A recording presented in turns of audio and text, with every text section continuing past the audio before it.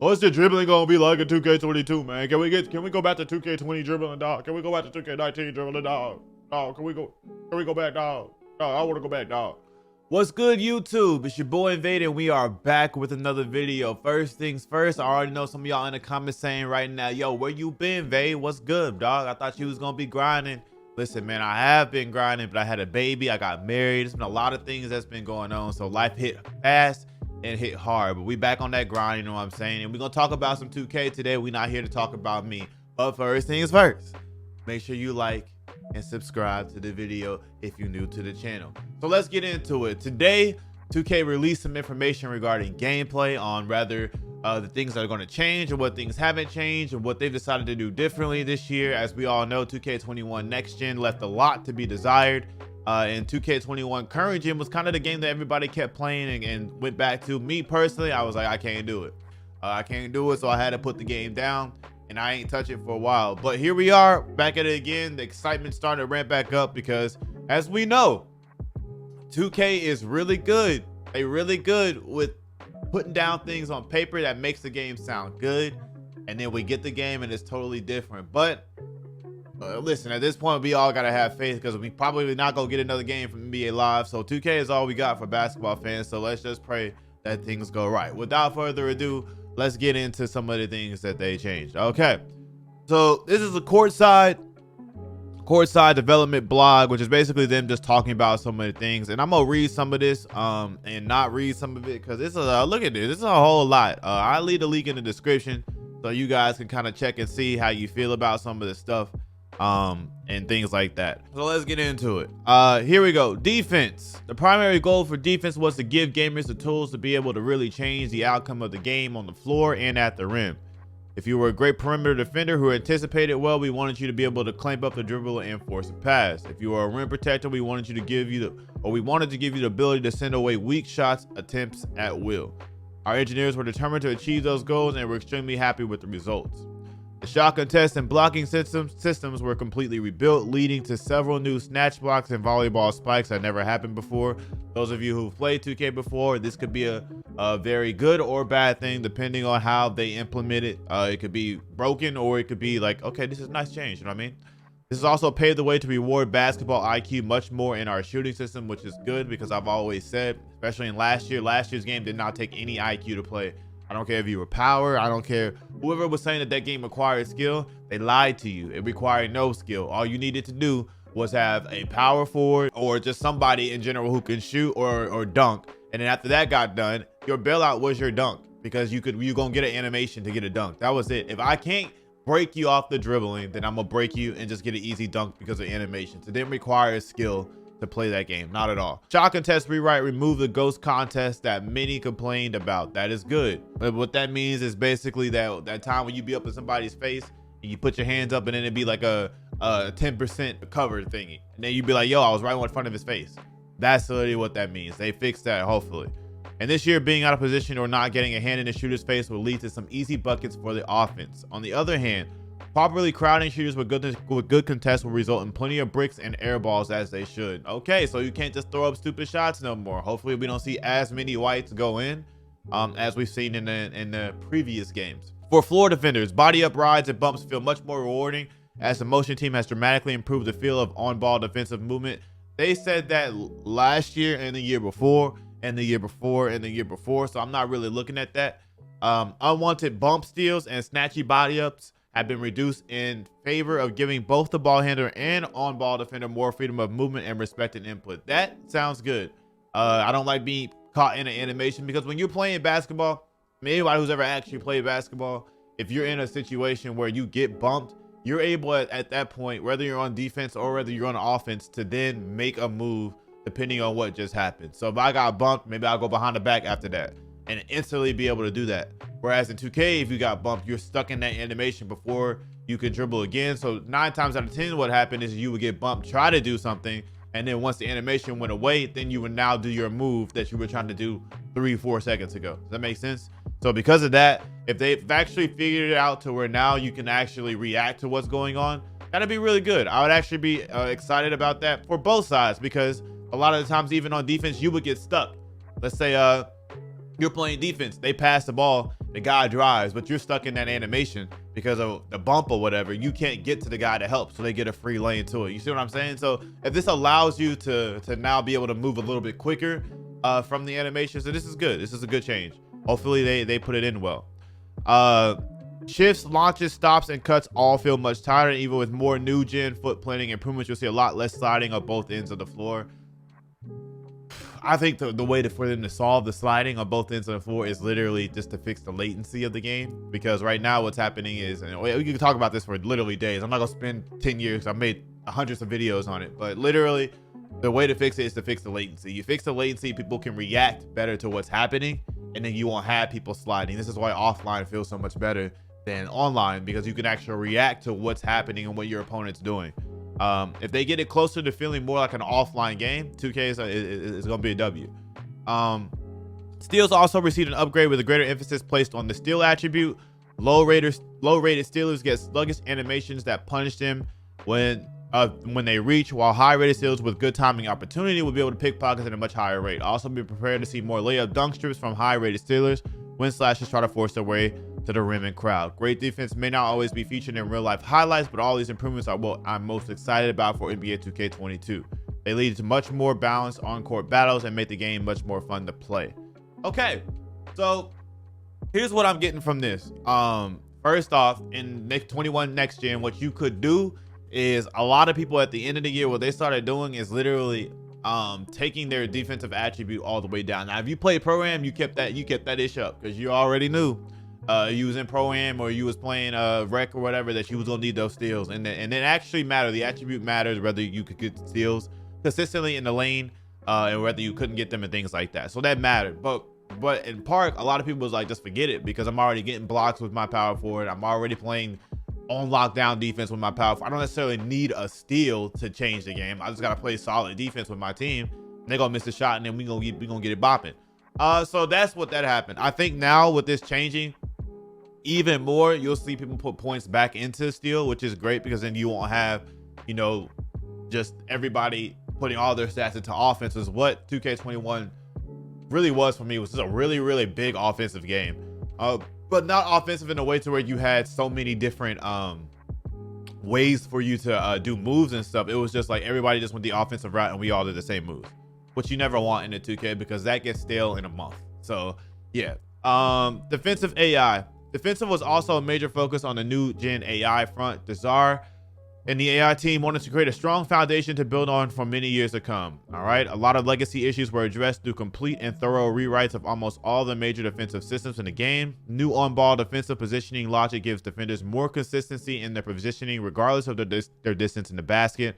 This enables a much less jittery defender who knows what they want, where they want to be in all places, in all phases of defensive positioning. My bad. This, along with motion improvements, allowed us to tighten up general defensive positioning, which means gamers will feel more defensive pressure on ball than was present in last year's game. Okay, brand new hedge defender logic. Okay, so they're going and just basically talking about how if you're playing like play now and stuff, how the hedge defender is going to act playing against people and things like that. This year marks the most significant update to the fundamental defensive rotations. We now have the ability to have both single and double rotations to take away the first or second passing lanes once help defense is triggered. Again, this is more with the AI, so this is not really going to affect too much of what a player is doing as far as like what you're controlling, but they basically improved AI defensive IQ would be what I would get from that. The next one, dribbling. All right, now this is what everybody been talking about. All right, well, what's the dribbling gonna be like in 2K22, man? Can we go back to 2K20 dribbling, dog? Can we go back to 2K19 dribbling, dog? Dog, can we go back, dog? Dog, I want to go back, dog. All right, so let's see what they did. Offense will obviously never be neglected in any 2K basketball game. That's cool. I'm thrilled with offering for NBA 2K22. Dribbling is something I personally spend a lot of time working on, and I'm extremely passionate about it and can say without a doubt the playmakers are going to have a field day with this year's game.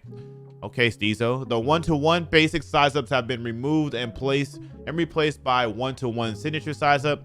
But what exactly does that mean? Flicking the pro stick in various capped dribble series this year. Wait, what the freak? Flicking the pro stick in various directions. My bad. I skipped the whole line. Flicking the pro stick in various directions last year gave you fairly generic looking size ups, while holding up on the stick gave you a nice looking mocap dribble series. This year the goal was to marry the two together and give each player a unique feel and rhythm when sizing up, while also giving the gamer complete control over how the series plays out. Katie's big hezzy crosses, Harden's around and through the leg moves, Steph's quick machine gun crosses, and Luka's methodical rock back and forth dribbles are all now under the game's direct control rather than a preset movie. All right, so what I get from that is that we can combo into those, or go like do a left to right and then combo into that, or do that and then combo into left to right. It's not a stuck can animation where as you start moving after, you look like a whole freaking snail after you do the move. Quickly results in quicker dribbles, while slower flicks give you more rhythmic ones. There are 50 unique signature size up packages to choose from, each with its own distinct advantages. You can equip from one of 32 unique dribble sequences, which I've dubbed signature combos as well. These are quick 3 or 4 second dribble combos that you can trigger by simply holding sprint and flicking the pro stick up. Mixing the signature size ups and signature combos together gets you a limitless variety of how you want to break down your defender. Okay. Ton of other new combos, cancels, and move change you can pull off this year. Drag, dribble, hezzies, and spin step backs being my personal favorites. Now, if y'all remember, the spin step back used to be a little crazy. I ain't gonna hold you. I used to do that ish in like 2K, like 14, 15 with Steph.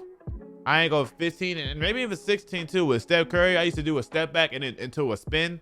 If it looks good and flows well, like how it kind of did back in the day, to be nice.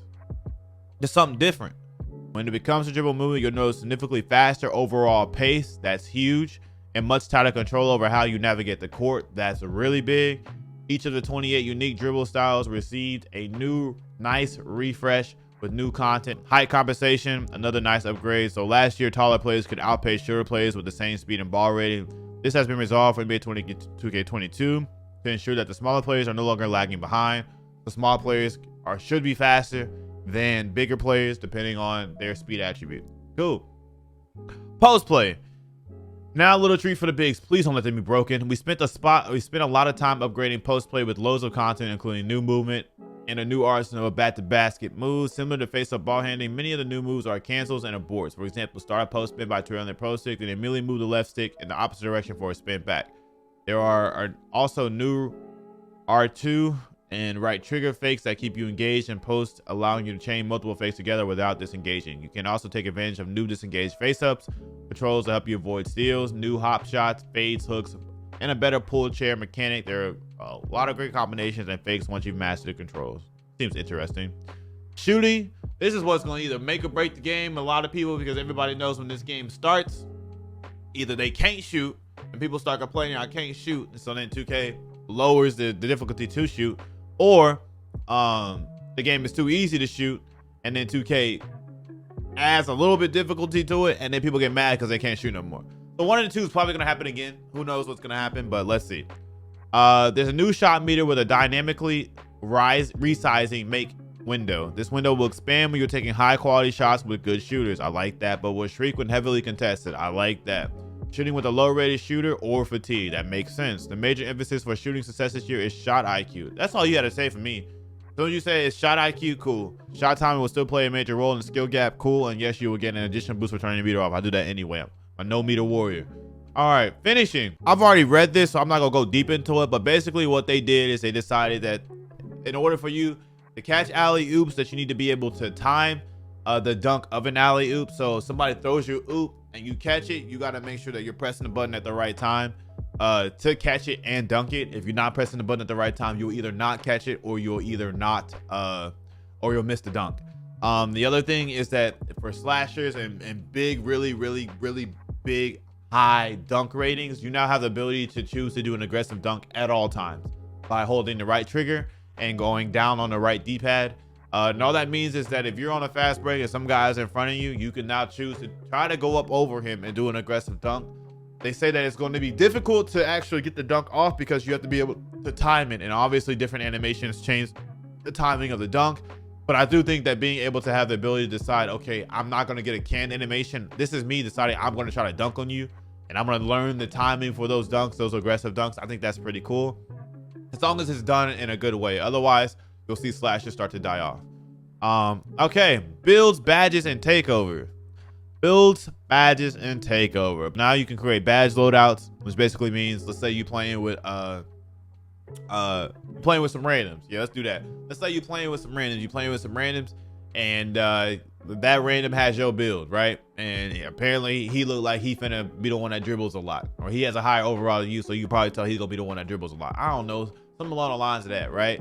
So then you decide, okay, well, since we got the same build, let me go into more of a scoring aspect of it. So let me change my badges from dimer to such and such, or let me go to this loadout, or instead of having dimer, I went and put that more on defensive badges. You know what I mean? So now I'm gonna add this badge to this loadout, so that I'm more on the defensive side, or I'm more on the scoring side, to be able to differentiate you guys not all having the same badges doing the same thing. And apparently this year badges are super important as far as what they allow you to do.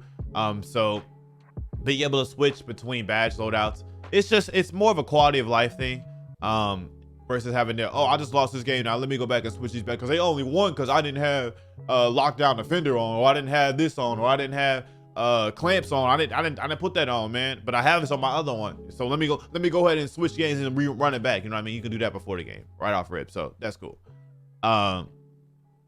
Here's some of the new badges: fast twitch, ability to get out the floor quicker for standing layups and dunks; grace under pressure, ability to convert standing layups more effectively; limitless takeoff, ability to soar from further.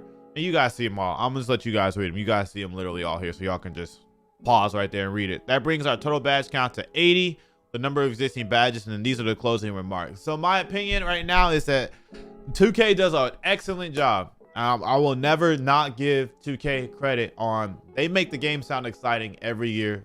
Every time that they do these courtside reports and they come over and say this is what has changed, I'm not gonna lie, everything always sounds really good. Gameplay wise, it's, can they come through with the overall development and what's the word I'm looking for, finish of the game? Can we get into the game and not have frame rate issues like we had at 2K21? Can we get into the game and the latency be better off rip? Can we have more people in the park off rip? You see what I'm saying? Like stuff like that. Can we not have issues of people breaking the game off rip?